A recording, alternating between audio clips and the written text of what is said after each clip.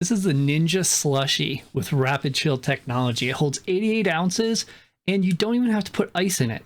This is going to go through and just add its own ice and cool it off and chill it and make it like a slushie or a frozen drink any way you want. It's got different memories, which is awesome. It's a superior frozen drink experience, as you know. It does take a little bit of time to go through and get it set up. It's probably smart going through and giving it, you know, if you're gonna have a party or something, prepare it like an hour beforehand, but you probably get a drink after about 15 minutes.